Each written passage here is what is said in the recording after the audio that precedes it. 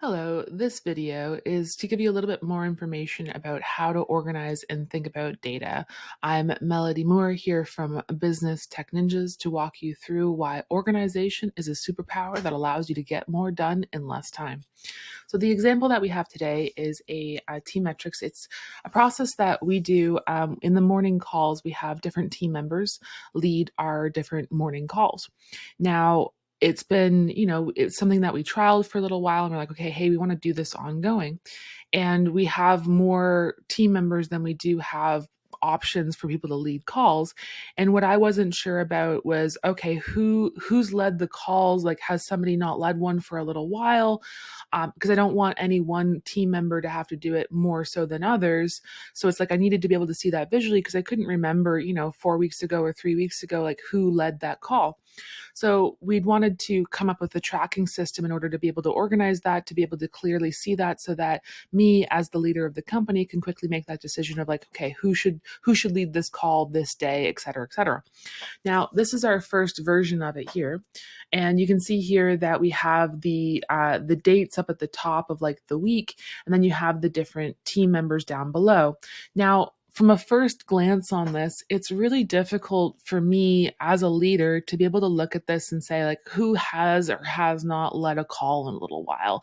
Is any one team member maybe doing it more or less than another team member? It's the information is here, but it takes me a little bit of time to kind of like understand it and look through it and be like, okay, like, hey, what do I do for this?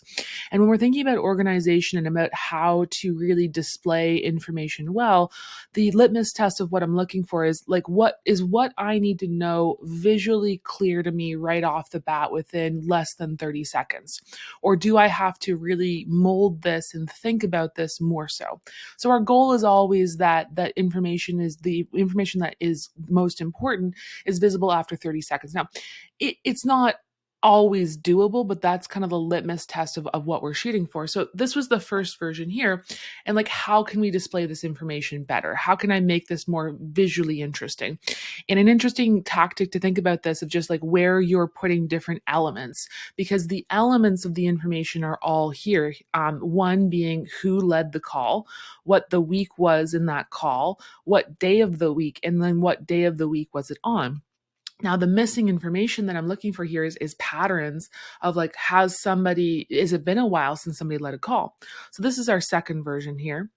And in the second version, we've changed the way, like the spots of where the information is. So rather than the team members all being in a drop down, we have the team members listed out here on the left-hand side.